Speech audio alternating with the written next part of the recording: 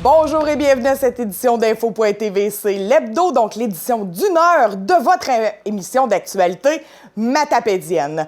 Aujourd'hui, on a un menu très garni, beaucoup de choses pour vous aujourd'hui, ce vendredi 16 avril. On commence tout de suite avec la mise à jour des cas de COVID-19 dans le Bas-Saint-Laurent, toujours selon le communiqué du 6 Bas-Saint-Laurent.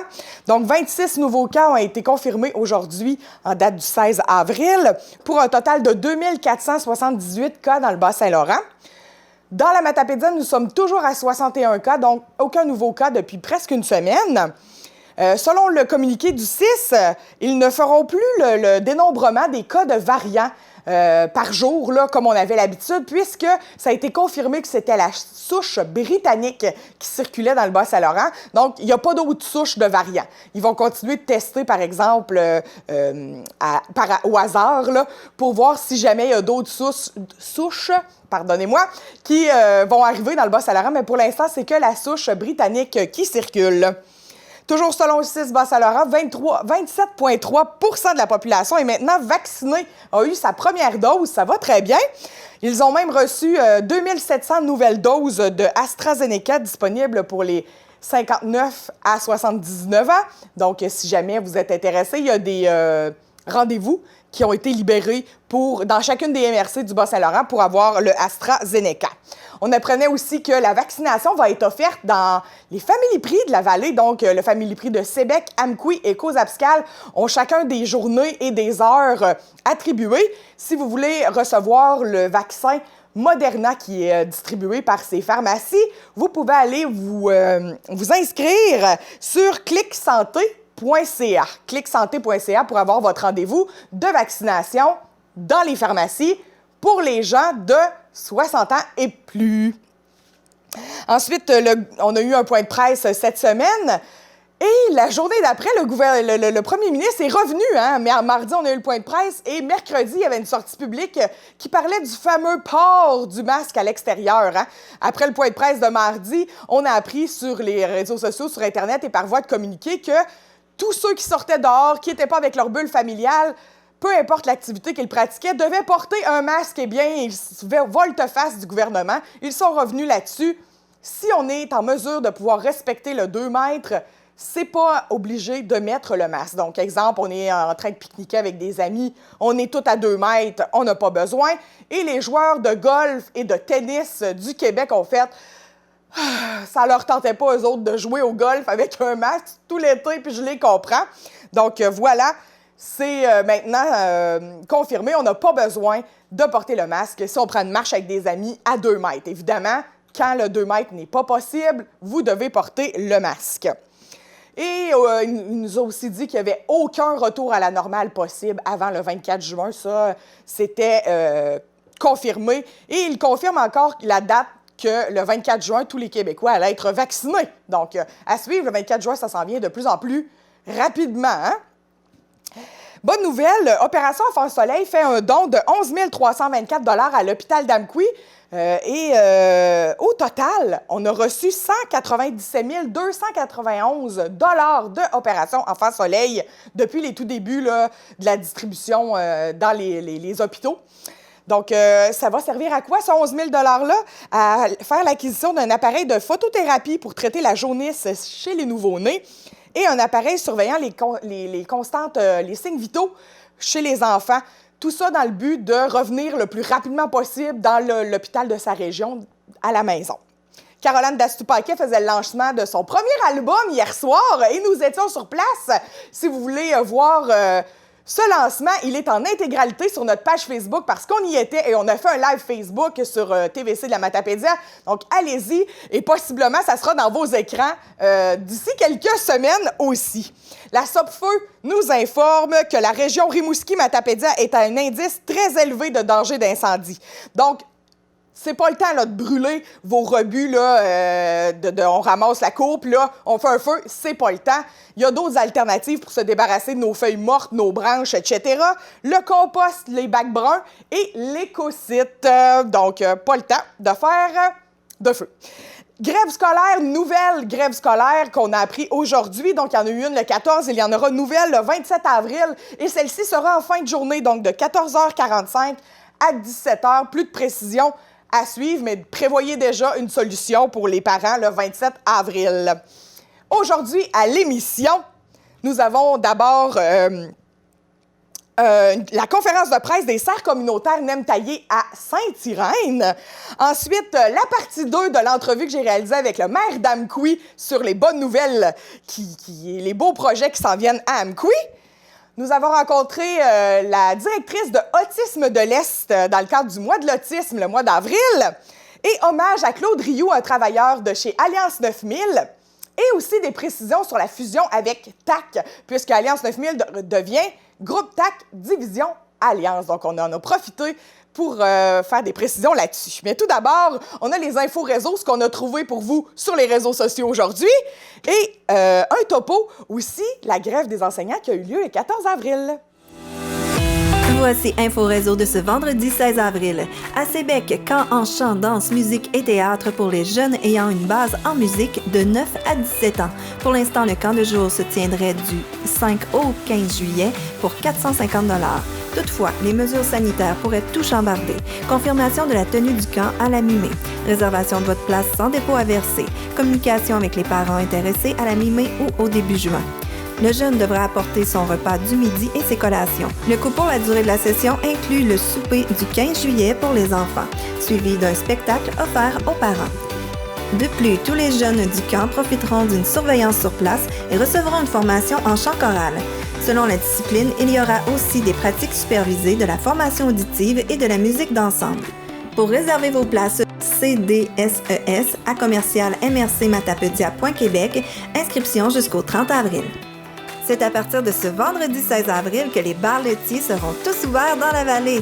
Chez Bellejatte, c'est disponible toute l'année, mais la molle mobile ne se baladera pas avant la fête des mères. À surveiller. La cantine Fortier aura quant à elle été la première à vous offrir son plaisir de saison dès le 31 mars. Mocha est une jeune Golden Retriever qui rend visite aux élèves de l'école primaire Saint-Damas une fois par semaine accompagnée de la technicienne en éducation spécialisée Madame Josiane Thériault. Mocha fait partie d'un programme d'intervention et d'éducation destiné aux élèves afin de favoriser leur développement personnel et social. Tu as besoin de jaser, ventiler, de conseils, tu es un ado ou son parent, tu vis des choses plus difficiles, ne reste pas seul, appelle ou texte, un intervenant est disponible sur semaine, de jour comme de soir. Toujours à la Jeunatech d'Amqui, la formation Prêt à rester seul. Inscription avant le 19 avril au 88 629 51 22 ou mdjjeunatech@gmail.com. Maman, pourquoi arrivons-nous plus tard à l'école ce matin? Les enseignants au primaire et au secondaire des centres de services scolaires du Bas-Saint-Laurent étaient en grève jusqu'à 9h30 mercredi le 14 avril dernier. Les syndiqués voulaient dénoncer la lenteur des négociations pour le renouvellement de leur convention collective. Dans la Matapédia, nous avons pu assister à une forte mobilisation et les revendications étaient unanimes. Nous sommes en négociation. Ça fait plus d'un an que notre contrat de travail est échu. Donc, on a fait quand même quelques moyens de pression là, à l'intérieur de nos milieux de travail, en fait. Donc, on portait un chandail là, aux couleurs de notre syndicat une fois par semaine. On avait aussi certaines actions à l'interne, comme de ne pas faire trop de surtemps, c'est-à-dire de bloquer nos courriels, tout ça. Et là, force est d'admettre que les négociations ont un peu stagné aux tables de négociation. Alors, aujourd'hui, premier moyen d'action, un peu plus d'impact à la grandeur de la province. Donc, on participe, nous, de notre côté, là, à l'école secondaire Armand-Saint-Ange, comme tous nos collègues un peu partout dans la région. Conditions de travail, oui, mais surtout par rapport aux élèves. Donc, on travaille avec des gens, nous, on travaille avec des jeunes. Alors oui, il faut penser à nous comme professionnels de l'enseignement, mais on fait ça aussi pour nos élèves pour que les conditions d'apprentissage soient encore meilleures pour eux.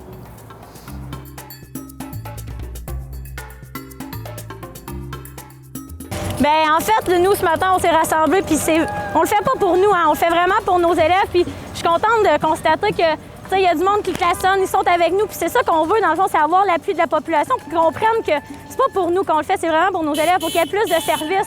Si notre tâche est moins lourde, ben, on va être encore plus là pour eux autres. Fait que c'est pour ça qu'on est là ce matin, puis si on veut pas mettre le trouble, c'est juste pour nos élèves qu'on le fait. Vous trouverez plus de détails sur les sites Internet suivants.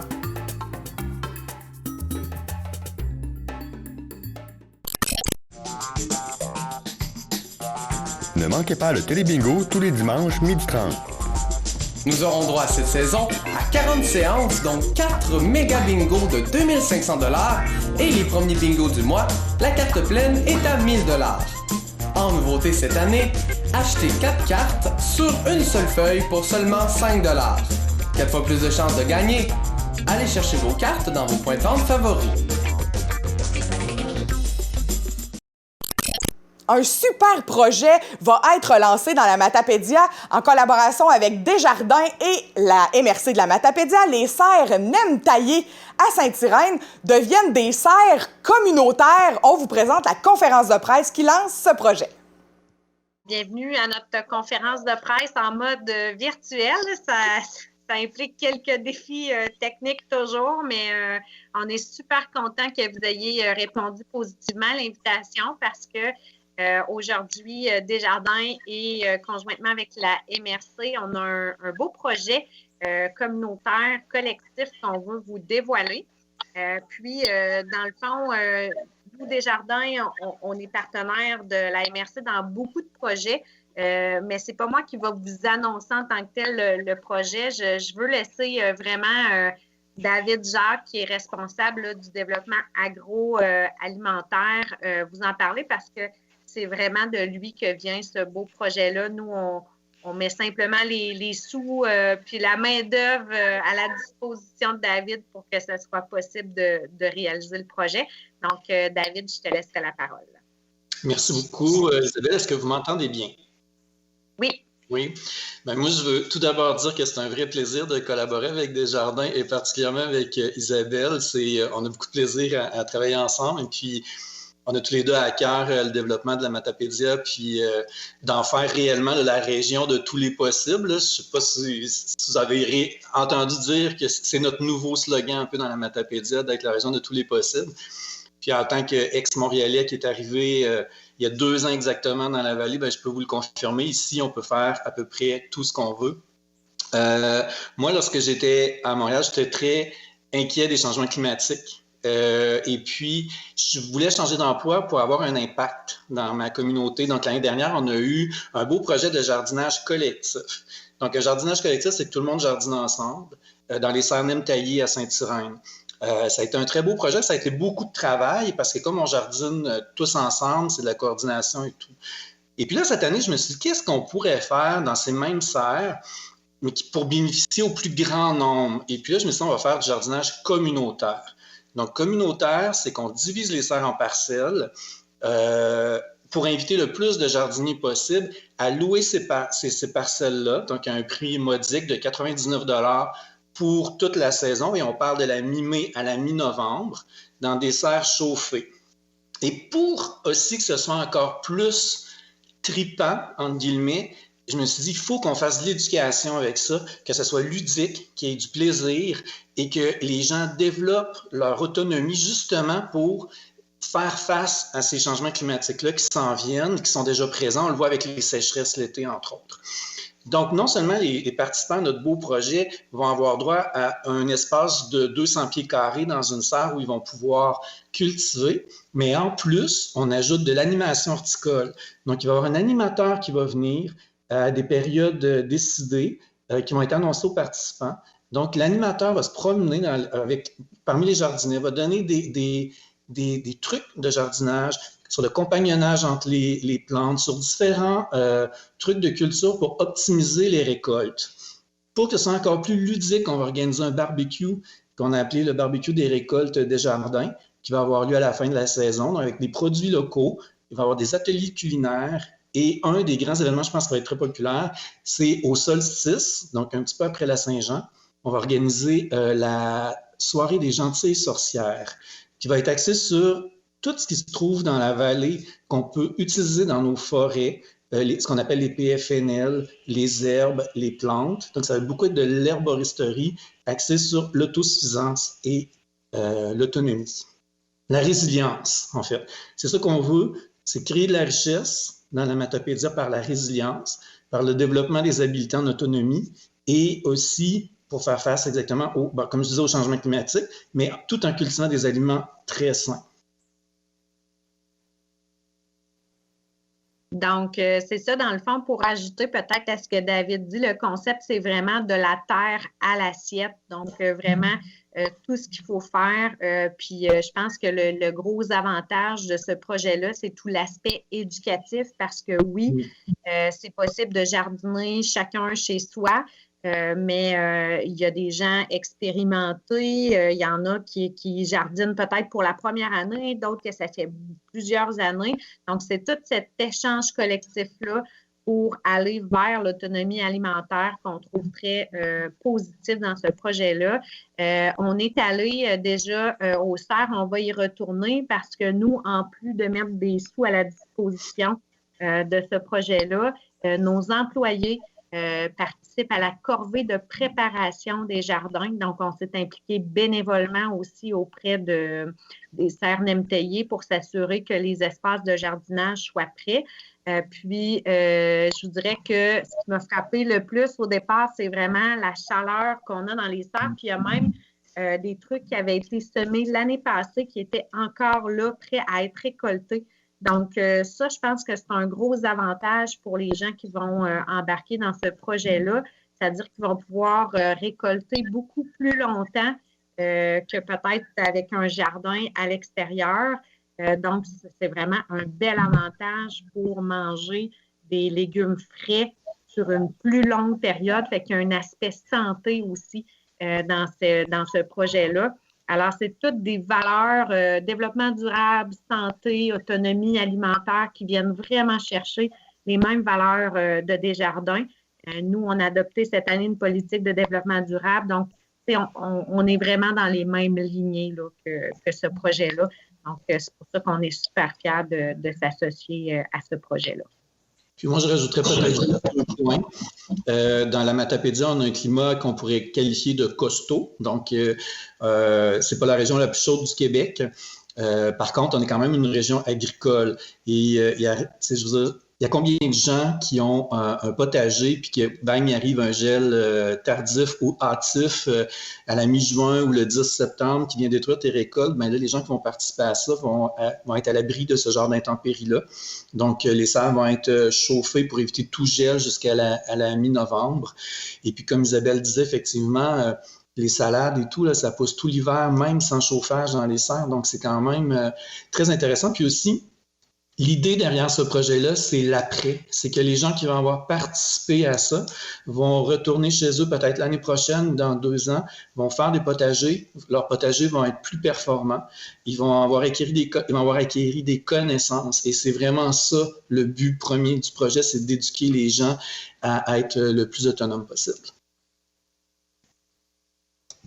Fait que c'est ça, tu sais, puis c'est le fun parce que ça vient avec des avantages. Puis on l'a peut-être pas dit, mais pour le prix, pour ceux qui sont membres des jardins, il y aura un rabais de 15 sur le prix. Donc, c'est avantageux aussi pour les gens là, d'être aussi membres du jardin collectif, mais membres aussi des jardins.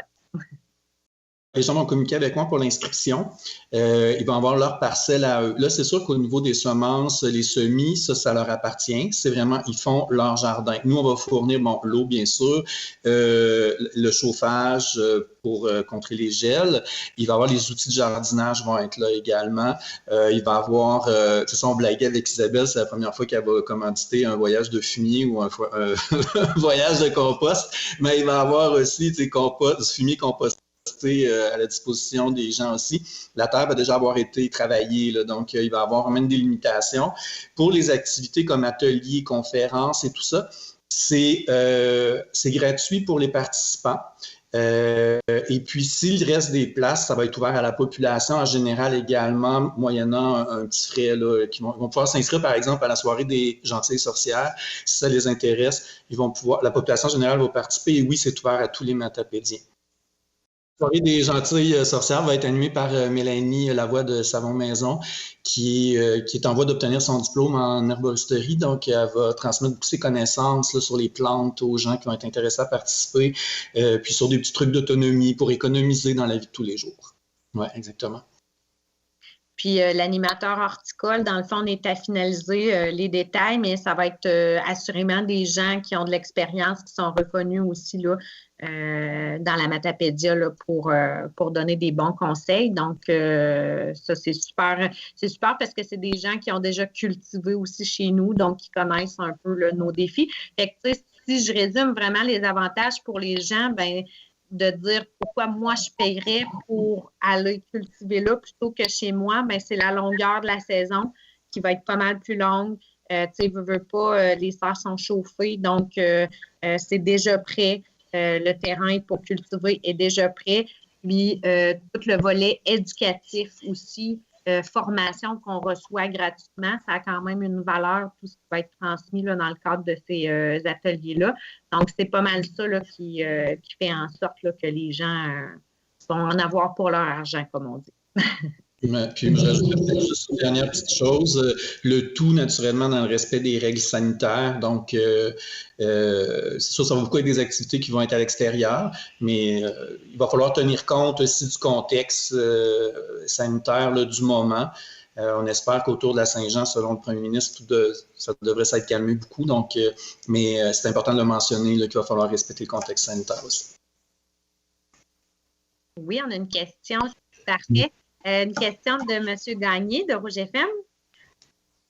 Oui, bien, juste une petite précision pour savoir, ça va être combien de parcelles qui va être disponible, en fait, une fois divisé le terrain?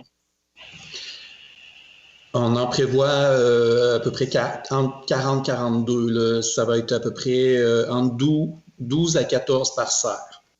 C'est quand même des grandes serres de 405 mètres carrés. Là. C'est une bonne superficie.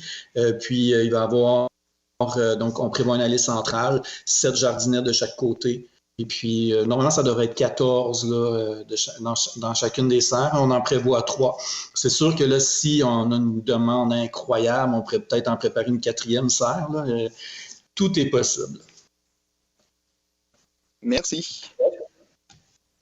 On communique avec moi dans les publications Facebook, c'est ça, il y a les indications, mais c'est vraiment avec moi. Numéro de téléphone à la MRC ou adresse courriel. Mais pour être allé, là, c'est, tu sais, dans le contexte actuel, c'était comme si je rentrais, je me retrouvais en été, tu sais, c'était quasiment comme si j'allais faire un voyage dans le sud, là, puis c'est thérapeutique, là, moi-même, je me disais, c'est sûr que je me loue une parcelle, je vais venir ici, je vais jardiner, ça va me sortir de tout ce qu'on vit présentement. Oui, il faut porter le masque, on a porté le masque quand on est allé travailler, mais en même temps, juste d'être dans cet environnement-là, d'aller jardiner, de se mettre les mains dans terre, c'est une thérapie à 99 $, moins le 15 % membre des jardins qui vaut la peine. Pour nous joindre, composez le 418-629-4503 ou écrivez-nous à journaliste@tvcmatapedia.com. Restez à l'affût de toutes nos activités en nous suivant sur Facebook. Vous pouvez également regarder nos émissions en vous abonnant à notre chaîne YouTube. Les bonnes nouvelles à Amqui, il n'arrête plus d'en avoir. On a été obligé de couper les bonnes nouvelles de le maire Pierre Damour en 2. Donc, on vous présente la suite du reportage de mardi. Il y a d'autres bonnes nouvelles. Ouais. Le logement. Est-ce qu'il y a quelque chose qui s'en vient? Là? Ben en fait, le logement, ce qu'on constate, le multilogement, on a quelques projets qui vont se réaliser dès l'été, mais il y a un besoin. Alors, on fait un appel aux propriétaires de logements. Vous avez des logements disponibles, rendez-les disponibles, communiquez avec la Ville d'Amqui, communiquez avec la MRC pour informer des logements qui sont disponibles et Ce qu'on sait, là, c'est qu'on travaille comment... Il y a le projet de loi 67 qui devrait peut-être nous permettre d'aider. Puis c'est pas un projet qui est spécifique à la ville d'Amqui, là, mais on espère pouvoir donner le coup de barre qu'il faut pour aider, là, s'il y avait des promoteurs pour favoriser là, la construction de multilogements et soit construire ou rénover du multilogement. OK, parce qu'il y a des terrains disponibles pour construire ça. Il y a des terrains disponibles, mais on a la pandémie nous amène à accélérer nos besoins de développement de terrains résidentiels et commerciaux. On travaille là, depuis un certain temps sur un plan d'aménagement du côté de la fabrique, mais il y a d'autres secteurs là, qui sont en mouvement actuellement. Vous allez pouvoir expansionner quelques rues, peut-être? Bien, il faut faire dans un premier temps, dans le fond, confier des mandats à des firmes d'ingénieurs pour savoir comment on peut travailler, mais par la suite, ça devra vouloir dire des investissements supplémentaires pour augmenter nos espaces disponibles, les terrains disponibles. On en a un certain nombre qui sont disponibles du côté d'Amqui, mais les jeunes familles, ils veulent davantage d'espace, ils veulent être à proximité du centre-ville, mais en même temps, ils veulent des terrains un peu plus grands. On peut comprendre, donc, se donner un projet de vie du côté d'Amqui. Et je le disais, là, la pandémie a ce côté, si on peut y retrouver un élément positif, c'est la volonté des jeunes familles de venir s'installer en région, pas uniquement à Amqui. Là. Je pense que c'est la réalité. Là, ça fait un an qu'on dit ça. Oui. Revenez, mais là, il faut avoir de la place pour on a qu'ils des viennent. Oui, absolument, vous avez tout à fait raison. Donc, il faut être capable d'accueillir ces familles-là. Donc, on fait des efforts pour l'été 2021, mais aussi là, savoir que ça sera une réalité de 2022-2023. Oui, puis l'annonce avec le CPE, c'est une bonne chose absolument, aussi. Oui. Parce que c'est pas seulement de trouver un emploi à ces gens-là. Hein? Oui. Il faut qu'ils restent à quelque part. Oui. Puis effectivement, il faut être capable là, de permettre aux parents d'aller travailler. Donc, un 60 places en garderie, ça fait un certain temps que c'est annoncé. Oui, bien oui, depuis 2013, donc, je pense que ça va de bon toute sens. réserve, là, c'est sous la gouverne de la garderie, le CPE, les petits flots. Donc, on espère que ça va se réaliser. Les projets étaient pour l'automne 2021, alors on espère que ça sera là. Oui. Sinon, bien, on vient de terminer la reconstruction du garage municipal, donc sur l'avenue du Parc. C'était quelque chose qui était dû. Donc là aussi, un projet qu'on a réalisé avec des aides gouvernementales de 67 % Dans le fond, vous avez rénové ce qu'il y avait déjà? Ajouter une étage, je pense. Il faut juste se souvenir qu'à l'origine, c'était le garage municipal et la caserne incendie. La caserne incendie a été relocalisée, donc ça fait un certain temps qu'on est dû faire les travaux du côté du garage municipal, mais il fallait d'abord et avant tout relocaliser la caserne là où elle est maintenant. Donc là, depuis l'été dernier, on en a pris possession en janvier. Donc ça aussi, je pense qu'on était dû. Puis l'autre projet qu'on a déposé, qu'on appelle du côté du Racine, c'est la relocalisation de l'hôtel de ville. Là, on n'a toujours pas de réponse, mais ça fait partie de ce qui est sur la table là, pour les prochains mois. Donc, relocaliser l'hôtel de ville, parce qu'actuellement, les gens se souviendront peut-être de 2017. Oui, vous avez eu une piscine creusée dans le sol. On pense que pour 2021, on aura une petite accalmie, on va l'espérer, mais il reste quand même qu'il y a une problématique annuelle, même si on n'avait pas de crue printanière forte, il y aura toujours un niveau d'infiltration au sous-sol. Alors, il faut qu'on soit capable de régulariser cette situation. Oui, c'est ça. Puis l'hôtel de ville, c'était censé s'en aller. Bien, ça devra s'en aller. Ou la piscine, là. En fait, là, la première partie de la section loisirs, c'est-à-dire des loisirs ou l'administration des loisirs, c'est là qu'on devrait relocaliser l'ensemble de l'équipe, avec là aussi un élément sur 2 étages. Un beau projet. Alors, on espère d'avoir des réponses positives là, du côté des aides gouvernementales. Techniquement, ils vont faire ces annonces-là avant que les élections municipales partent. Ben là, pensez-vous qu'ils ont ça dans la tête?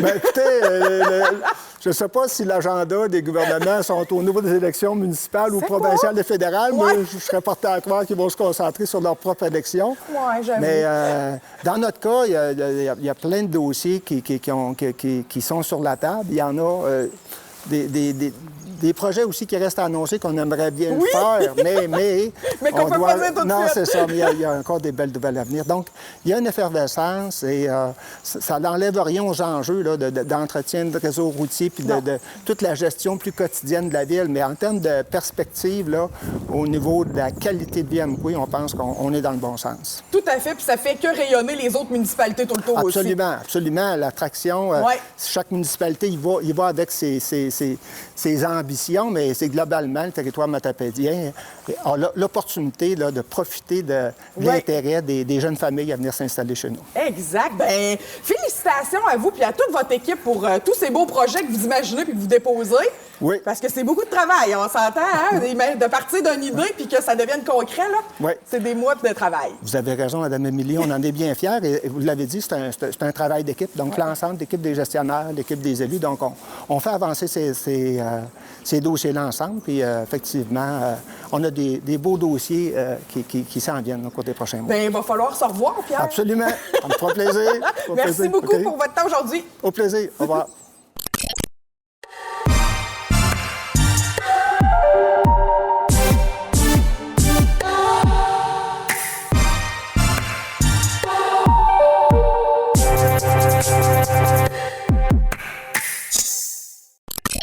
Le mois d'avril, c'est le mois de l'autisme. Et pour en parler avec nous, je suis en compagnie de Nancy Renaud, la directrice générale de Autisme de l'Est. Bonjour, Nancy! Bonjour! Nancy, il y a un organisme dans l'Est du Québec qui s'occupe de l'autisme. Pouvez-vous me parler un peu de votre organisme? Parce que pour moi, c'est de l'inconnu, je vous dirais. J'ai pas de gens autisme dans mon cercle, donc on dirait que c'est comme un nouveau monde qui vient de s'ouvrir à moi quand je vous ai trouvé, là.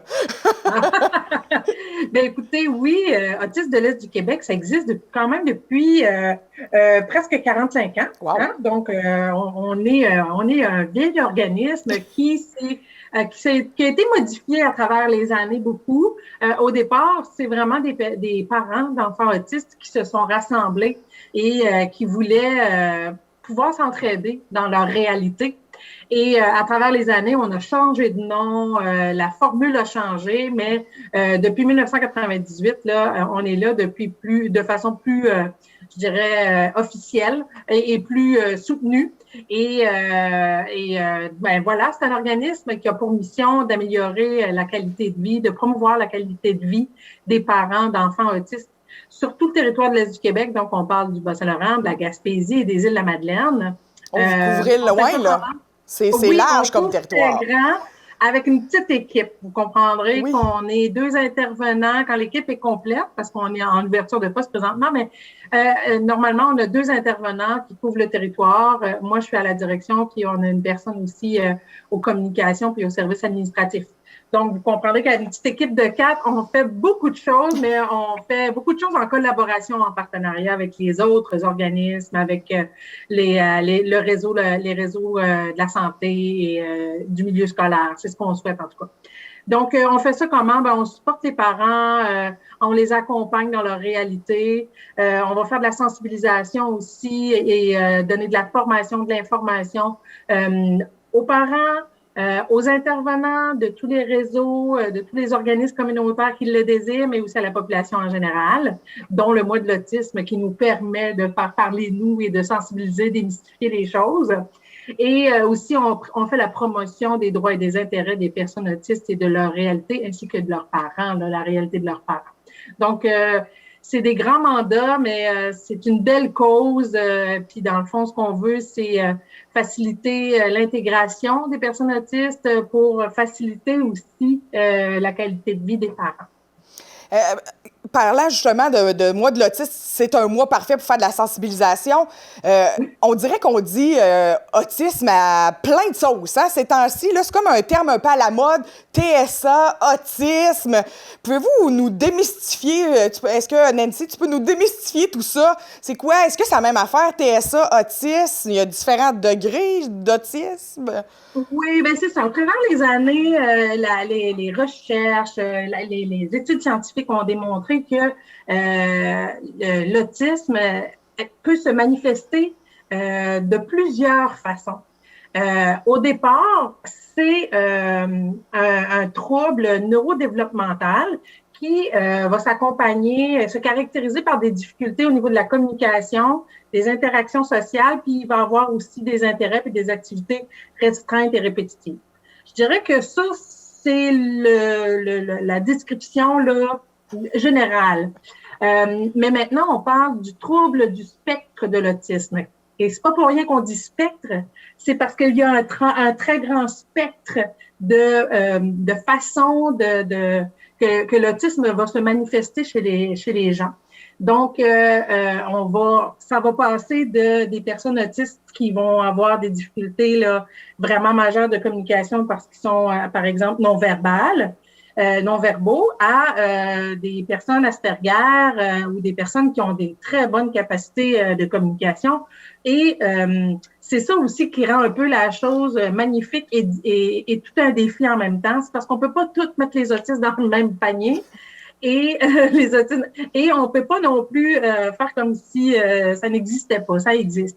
Donc, et ce qu'il faut se rappeler, c'est qu'avant tout, d'être autiste, ce sont des personnes. Donc, il y a une personnalité, il y a des caractéristiques qui leur sont propres à eux. Donc, c'est beaucoup du cas par cas. On peut pas toutes faire des généralités. Il y a certaines choses qui sont similaires, mais il y a beaucoup de choses aussi qui sont différentes d'une personne à l'autre. Donc, ça va se manifester de différentes façons selon la personne elle-même, mais selon dans quel milieu elle vit, c'est qui sa famille, c'est quoi l'éducation qu'elle reçoit, est-ce qu'elle vit en région, à Montréal? Il y a plein de facteurs qui vont aller jouer sur son développement également. Donc, fait que c'est important là, de ne pas toutes les mettre dans le même panier. Non, c'est ça. Puis on dirait que, de ce que je comprends, c'est que ça peut évoluer aussi la condition. Tu sais, si on stimule, puis on les envoie à l'école, ils peuvent se développer beaucoup plus. Puis des fois, un enfant, peut-être, qui était non-verbal, peut le devenir avec le temps ou non? Peut-être, oui? Ben, c'est pas impossible. C'est pas impossible, mais c'est sûr qu'il y a différents degrés à l'autisme aussi, là. Donc, et là, moi, je ne suis pas scientifique et je suis pas un pédopsychiatre, donc j'irai pas là, dans cette avenue-là.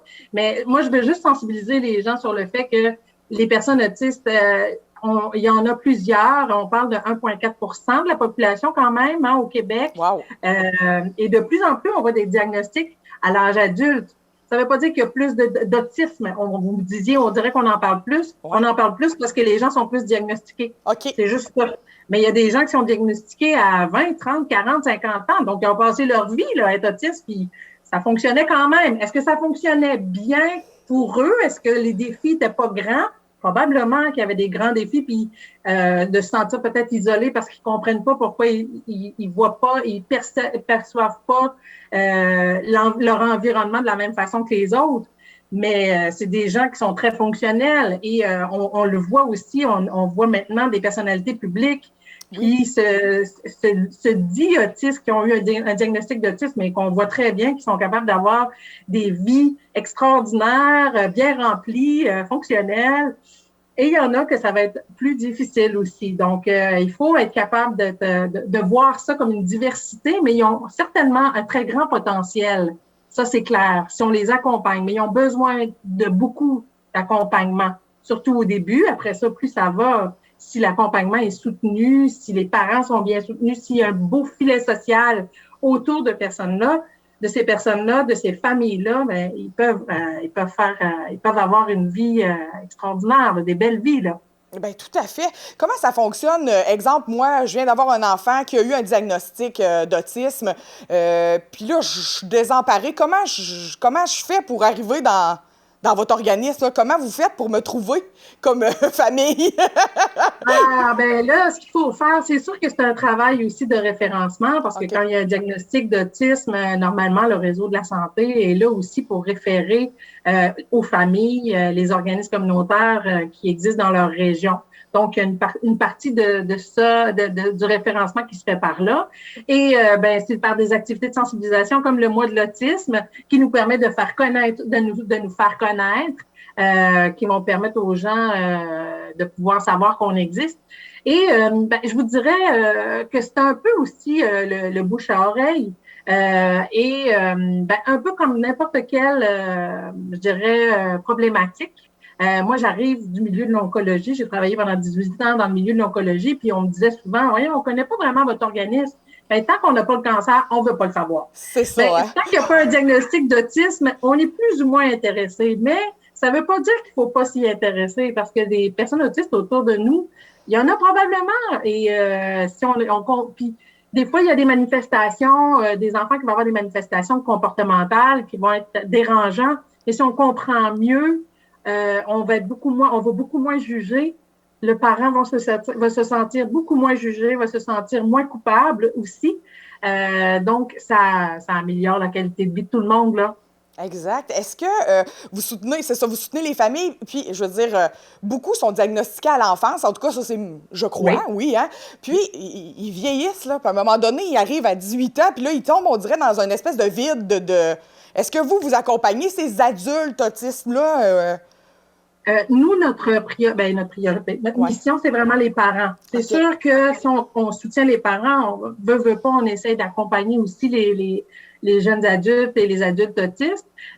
Donc, on reçoit des appels de jeunes adultes ou d'adultes autistes, puis on essaie de référer du meilleur qu'on connaît aussi du milieu, des organismes qui existent autour. Donc, mais je vais vous avouer que c'est pas facile, c'est vrai pour les adultes autistes.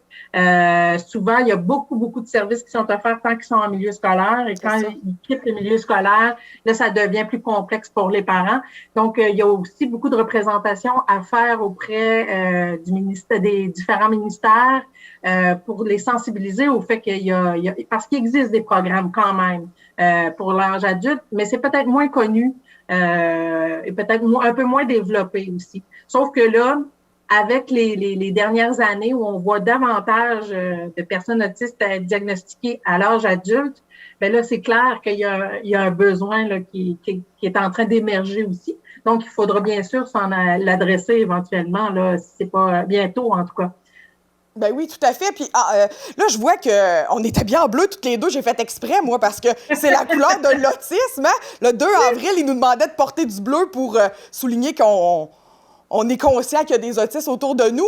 À part de ça, dans le mois de l'autisme, qu'est-ce qu'il y a comme activité où on peut... Activité, tu sais, comme si on allait pique-niquer. Mais qu'est-ce qu'il y a comme activité de sensibilisation où on peut s'informer comme population en général?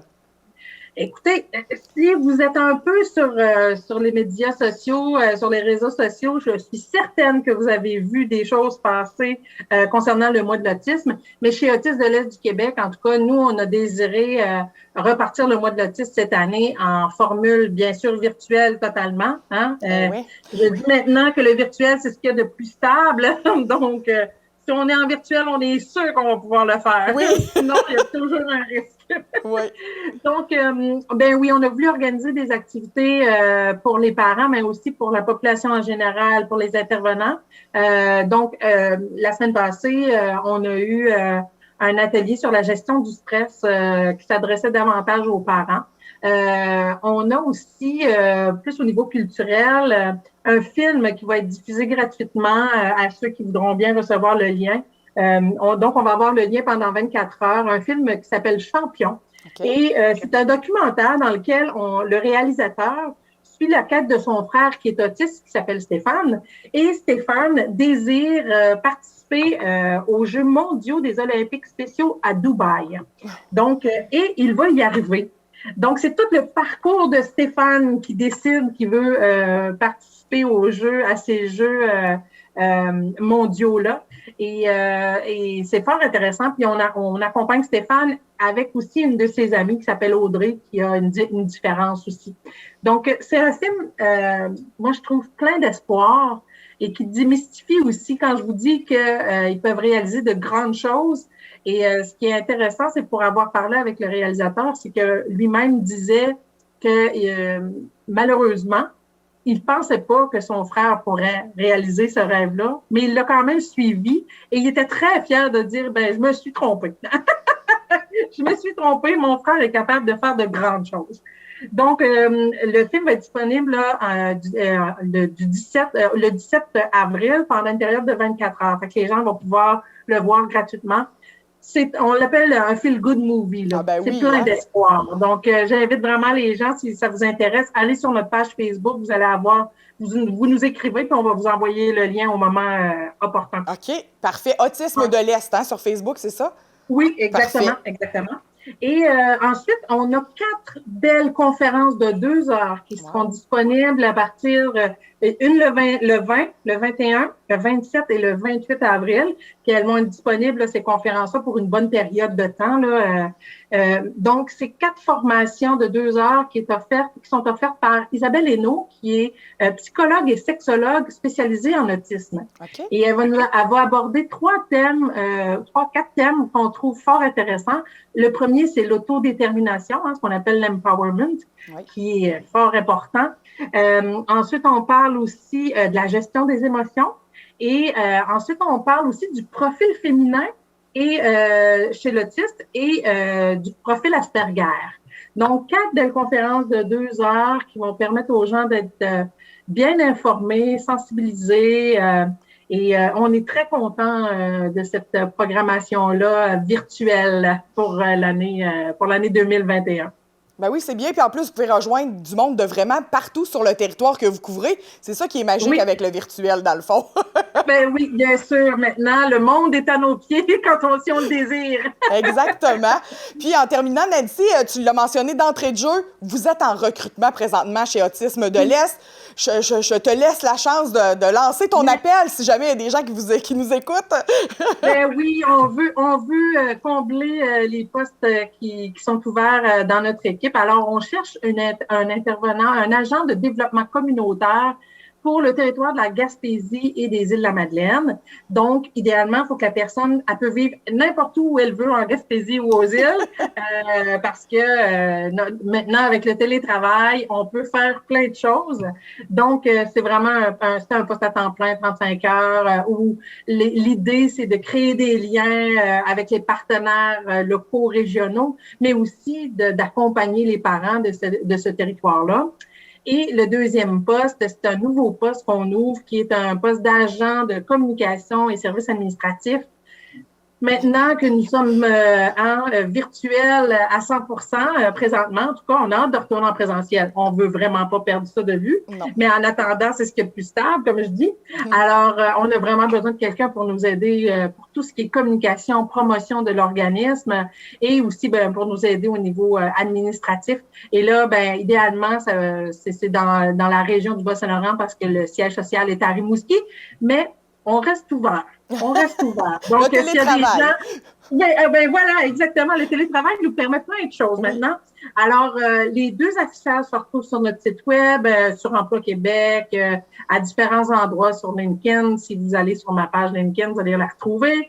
Bref, on vous invite à venir faire partie de notre belle équipe. On est une petite équipe dynamique qui a la cause à cœur, puis on a le goût de travailler avec des gens dynamiques qui ont la cause à cœur, eux autres aussi. Exact. Et, qui ont envie de faire une différence dans la vie des gens.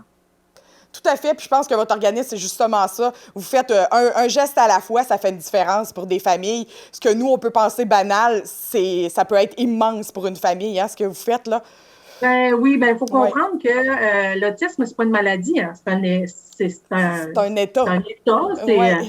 Donc, et ça dure toute la vie. Donc, à différentes étapes de la vie, il va y avoir différents défis. Puis les défis ne seront pas les mêmes d'une famille à l'autre. C'est pour ça qu'on les accompagne l'une en arrière de l'autre selon les besoins, parce que ça va changer d'une personne à l'autre. Tout à fait. Merci beaucoup, Nancy, d'avoir fait un bref portrait. On aurait pu en parler pendant très, très longtemps de l'autisme. Je vais inviter les gens à aller sur votre page Facebook là, pour soit avoir le lien du super film, du documentaire ou les liens pour les conférences, là, Autisme de l'Est. Merci beaucoup, Nancy. Bon mois de l'autisme. Merci de nous avoir invités. Cette semaine, à l'émission Héritage, René Canuel rencontre Donald Brault et Dorothée Cormier. Avec lui, il n'y a jamais de problème. Il dit toujours, comme disait ma pauvre mère, tout va finir par s'arranger. Dès vendredi, l'émission sera diffusée chaque jour aux heures suivantes. Même mon conjoint, on est rendu qu'on dit, on va dire comme ton pauvre père, ça va tout s'arranger. Le 9 avril dernier, une triste nouvelle est venue assombrir la journée de bien des employés de l'entreprise Alliance 9000, devenue depuis peu Groupe TAC Division Alliance. Monsieur Claude Rioux, alias Tipper, est décédé à l'âge de 80 ans. 2 ans plus tôt, il travaillait encore pour Alliance 9000 après près d'un quart de siècle de loyaux services. Claude Rioux a débuté son travail comme employé chez Impression Alliance 9000 à l'époque, en 1995. Il a occupé différents postes, donc il a commencé comme journalier, on appelle aujourd'hui un ouvrier en atelier de reliure. Par la suite, il a été près de 4 ans comme chef d'équipe. Il a travaillé dans différents départements, publipostage, dans la section des jardins. Il était comme l'assistante contremaître. Aussi, il a été aussi à plusieurs années au niveau de l'emballage et de l'étiquetage des envois du dossier de calendrier des jardins. Dans les dernières années, il occupait le poste d'ouvrier d'atelier de reliure. Puis à l'occasion, il pouvait se permettre, malgré son âge avancé, d'aider les chefs d'équipe à la tâche, étant donné qu'il avait déjà fait ce métier, cette tâche. Il avait déjà eu ce poste-là. Ça fait que M. Rioux, on s'attendait jamais qu'elle allait finir par par nous dire qu'il voulait prendre sa retraite. Mais en 2019, il est venu me rencontrer pour me dire, ben là, gars, je pense que ça a été la dernière année que j'ai travaillé. Sa fille lui avait dit, ben là, papa, tu n'as assez fait, là, je pense, là, tu as fait ta part, faut que tu te reposes, faut que tu penses à toi. Fait qu'il était venu me rencontrer pour me dire ça, puis c'était vraiment, là, c'était touchant parce que, écoutez, M. Rioux faisait partie de l'entreprise. Lui, écoute, il avait amené un apport très considérable à l'entreprise là, comme travailleur. Là. Fait qu'on a été bien fiers de l'avoir parmi nous. Écoutez, il a quitté, il avait 78 ans. Fait que, on faisait toujours en joke avec lui. Pour moi, tu vas 30 à 90. Là. Moi, dans le fond, j'ai rentré ici en 2008. Puis, chef d'équipe, comme M. Rioux. Puis, j'ai peut-être pas beaucoup travaillé avec lui, sauf que on a eu des 5 à 7, on a eu des moments... M. Rioux, pour moi, c'était un... J'ai resté surpris quand j'ai appris qu'il était décédé parce que je l'avais croisé il y a pas longtemps en auto. Puis, ça me faisait vraiment de la peine parce que c'est un... M. Rioux, le souvenir que je vais garder de lui, là, c'est un bon monsieur, souriant, un air un peu calme. Il me faisait penser à mon grand-père. J'y ai même déjà dit un jour, il ressemblait à la même posture, toujours souriant, toujours son petit cure-dent sur le bord de la bouche aussi. Fait que on a eu du plaisir avec M. Rioux au 5 à 7. Fait que là, je pense que le prochain 5 à 7 qu'on va prendre, je pense qu'on va prendre un petit verre à sa santé en pensant à lui. Fait que même si j'ai pas été directement au travail avec lui, tous les jours, je le croisais, puis moi, je l'appelais, il y avait son petit surnom, tout le monde l'appelait Tipper, mais moi, je l'ai toujours appelé M. Rioux. Puis là, quand je le rencontrais, là, je disais bonjour, M. Rioux, bonjour, Mme Pierrette. Moi, c'était Mme Pierrette. Fait que c'est ça, je vais en garder un souvenir profond avec lui parce que c'était un exemple de travailleur. Pour commencer, de travailler, comme Marie disait tantôt, jusqu'à 78 ans. C'est un exemple pour nous autres qui s'en vont vers là. Fait que, ouais, c'est ça. C'est le souvenir que je vais garder de lui. Bon monsieur. C'est notre doyen à vie chez Alliance. Et donc dire, regarde, le taux de satisfaction envers lui.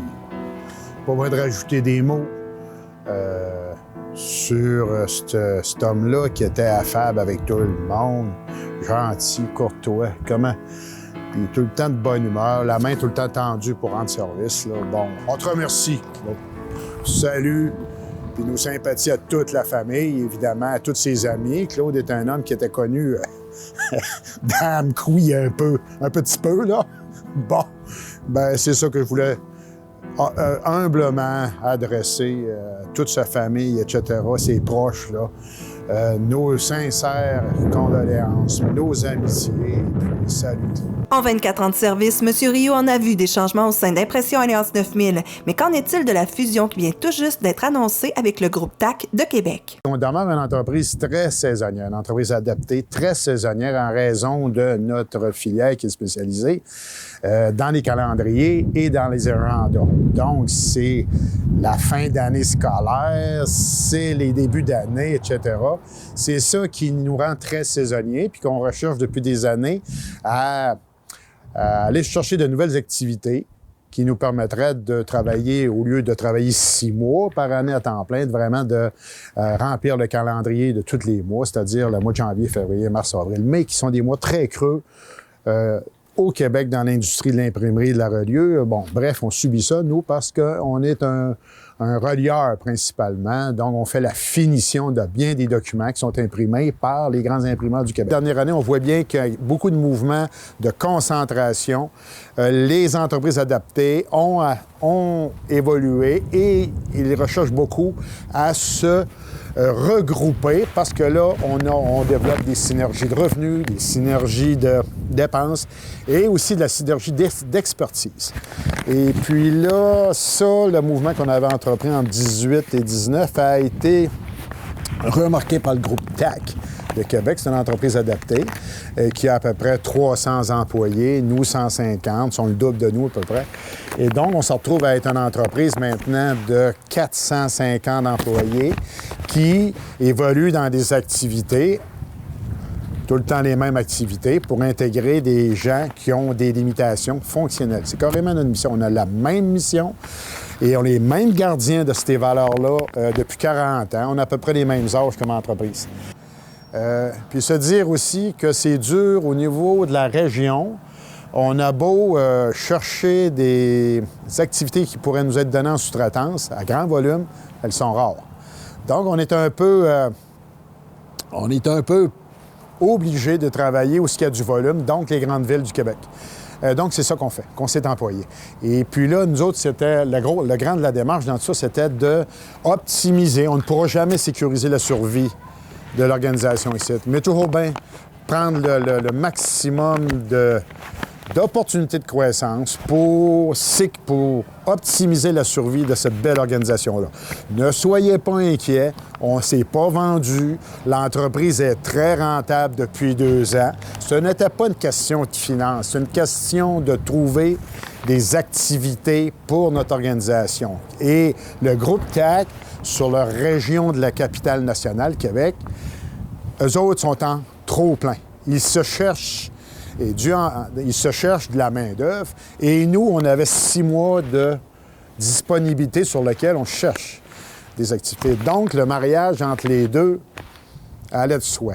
Et puis, les autres sont très heureux de nous aider à maintenir notre mission. Nous, on est parfaitement à l'aise avec ça, de continuer avec une nouvelle identité qui, de le fond, on n'est pas des organisations ordinaires, on n'est pas des capitales privées, on n'est pas des capitaux privés, on est carrément des entreprises adaptées à but non lucratif qui ont une mission centrale, c'est de donner de l'emploi à des personnes vivant avec des limitations fonctionnelles. Et ça peut être tout le monde, ça. Ça peut arriver à tout le monde. Donc ici, je pense qu'à Impression Alliance a toujours été, depuis sa fondation, important sur le plan de l'inclusion des personnes qui ont sur le plan du travail, des personnes qui ont des limitations. On est rendu 157. On a déjà monté à 180, 200. Et évidemment qu'on optimise nos processus. On a de l'intelligence qui est fine ici aussi. Donc, ce que je dis à la population, il n'y a pas d'inquiétude. Alliance ne pourra jamais partir d'ici. On a travaillé pour justement bien enraciner dans son milieu, mais à partir aussi d'investissements, d'intelligence qui sont sur les marchés plus grands urbains. Là. Et puis avec TAC a carrément ça dans sa mission et dans le cœur de... On n'est pas là pour couper des emplois ici à Amkoui. Au contraire, on est là pour en amener du nouveau, amener des projets de la ville. Déjà là, ça se fait ressentir. La planche à dessin pour nous amener des nouvelles activités. Je peux vous dire que là, on en cogite des projets. Et ils ne seront pas là pour ce printemps, mais on travaille déjà pour l'automne prochain, l'hiver. Ça va prendre son rythme, puis soyez certains. Notre but ultime, c'est de donner plus de travail à nos 150, 167 employés actuellement. Informatique Barrest est responsable de l'entretien du matériel informatique de votre TVC. Informatique Barrest, vente et réparation d'ordinateurs, services commerciaux et résidentiels. 418-629-INFO. C'est ce qui conclut notre émission d'aujourd'hui. Merci beaucoup d'avoir été des nôtres. Ne manquez pas sur nos ondes ce week-end. Discussion avec votre députée Christina Michaud parle d'autonomie alimentaire et aussi la partie 3, héritage de Monsieur Carl Brault. Non, le père de Carl Brault, Monsieur Donald Brault. Et notre télé-bingo ce dimanche, 12h30, la carte pleine est à 500 $. Passez un très beau week-end, on se retrouve mardi.